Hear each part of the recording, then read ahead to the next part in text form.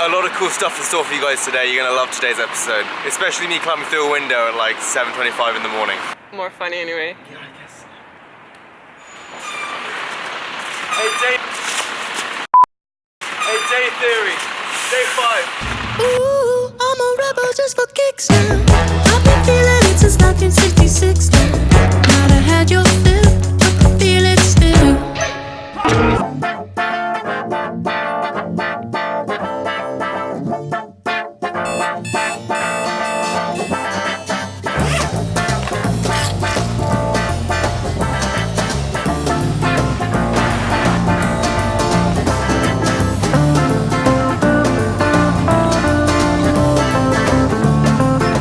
So I've shown you guys a little bit like London already, but I wanted to show you like London. I think East London's really famous for like having the true Londoner, like the Cockney. But around like 30 years ago, when prices and house prices and stuff like that started to go down, loads of artists started to move in. So let's go to East London and do some art.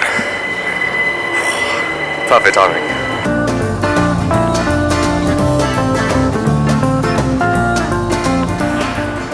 Okay.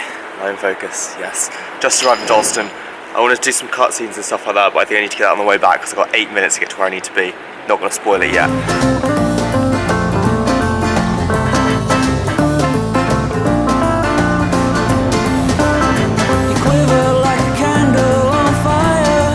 I am so on time, it's unreal.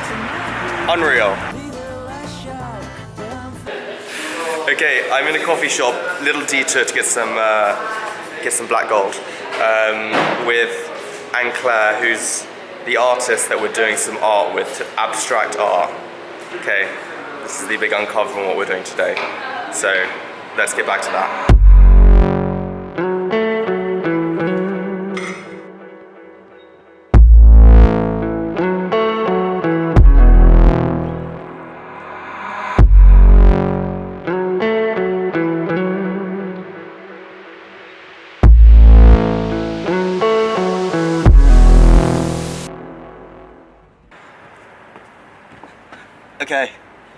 Okay, we're on a rooftop in Dalston, and we're about to do some art.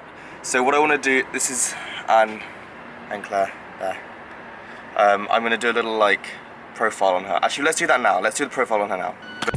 My name is Anne-Clair Fleer. I've managed to make a successful transition from finance and IT to an abstract artist living in London, working from a London rooftop in Dalston, edgy East London.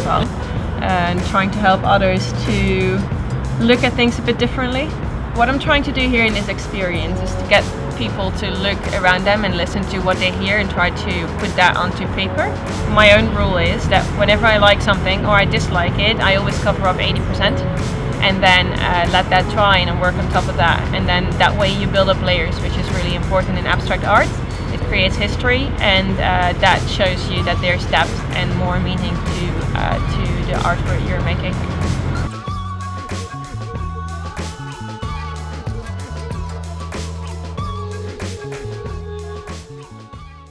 Okay, so we're going to do some art, some abstract art, something that I've not really done before, and I kind of don't want to let the camera distract me in the same way like with a couple of the other ones I do. I just want to be in the moment, and I think it's about that, just being in the place and the moment and doing what you want to do. So I'm going to put this down. I will film some cut shots of it, but I'll see you guys after.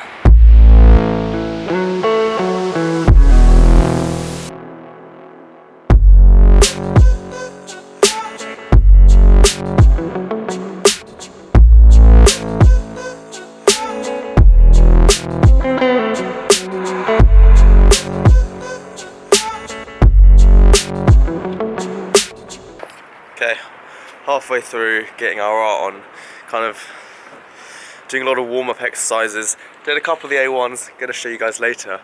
I'm having a lot of fun, I'll be honest. I'm gonna turn this way so you can see me in the light. I'm having a great time. Like, I've got a big smile on my face. There's not really much to say. I want to carry on with this now, so I'm just checking in.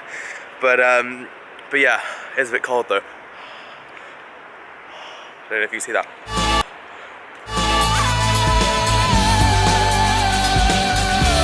God damn, it's cold.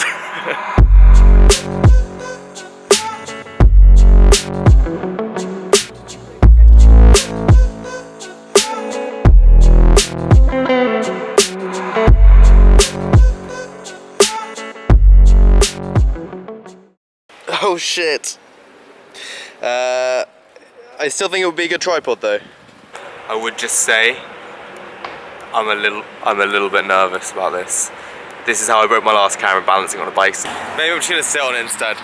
Okay, I just want to sum up today. I had such a good time. Honestly, I didn't know what to expect when I was going into it. I knew I wanted to have something pretty cool to like end the whole series, but I didn't know what it was gonna be like. I've always enjoyed art and stuff like that, but genuinely, like, Anne-Clair was so nice. She made everything feel so chilled. She struck the balance between like having a structure to it and like getting me to do some really interesting exercises like draw what I heard and stuff like that, which I think was like really interesting. But there was like a time limit on the exercises, so it kind of kept you within a boundary and forced you to like just create something. And I really enjoyed it. Honestly, I'm gonna show you guys the art that I did. I left it there because I didn't have time to let it dry. I had to rush off back to training. But I'm gonna go get it tomorrow because I'm actually like quite proud of myself. I feel pretty good about it. Really recommend it for anyone who is into that kind of stuff, or you're new in London, or you're here for a couple of days, or even if you live here. I live here. I'd do it again. But yeah, just give it a go. I'd 100% recommend. I'd recommend it to a friend. What's up, guys? I just wanted to round off the week, essentially. It's been an awesome 5 days, and the 8-day theory has almost come to an end. I know I uploaded this one a little bit late, but let's pretend I didn't. And I've had 8 days, and now I've still got the weekend. Oh no, that's not how it works. Shit. Anyway, and I've had 8 days instead of 7. You know, over the week I did a variety of things. You know, back to Monday when I did something that really scared me. Jumping into an ice cold pond. It was terrifying. On the second day I did something that challenged me. You know, yoga on one leg. I've always found that kind of stuff pretty difficult. Going on to the third day, duck and waffle breakfast. That was more of an indulgent thing. I wanted to do one thing that was just purely, you know, not for anything other than just enjoying it, having some food and looking at the view and having some coffee and having a chat with a mate. And then something more therapeutic with my photography. It's something that I enjoy. It kind of, for me, it feels quite cathartic. And then on the last day, on today, something more creative. Something that, you know, I got to meet an artist. I got to actually work with her hands-on and pick her brain about interesting stuff that she does and her kind of muses and inspirations. Do you know what? It sounds really stupid, and it's only 3 hours a day, but it really does make all the difference. This week has felt monumentally long.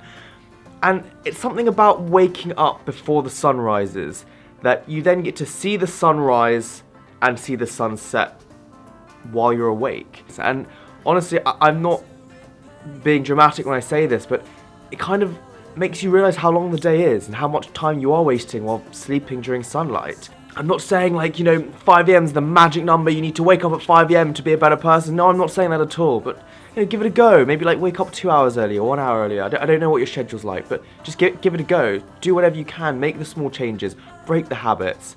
Maybe go to bed a little bit earlier, I don't know, but all I can say is that it's been a pretty wild week for me. I've had so much fun, I've had so many laughs, like, so many interesting experiences that I would never usually have done, simply by waking up a little bit earlier every week. And I'm not tired. I feel so awake every day. I haven't had a single nap. I genuinely feel more tired when I sleep longer. It's crazy. It's so counterintuitive, but genuinely, just give it a go. Let me know what you think.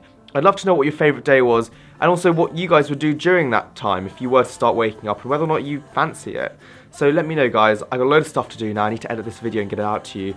I really hope you guys enjoyed the series. There's a lot more to come. This is only the beginning.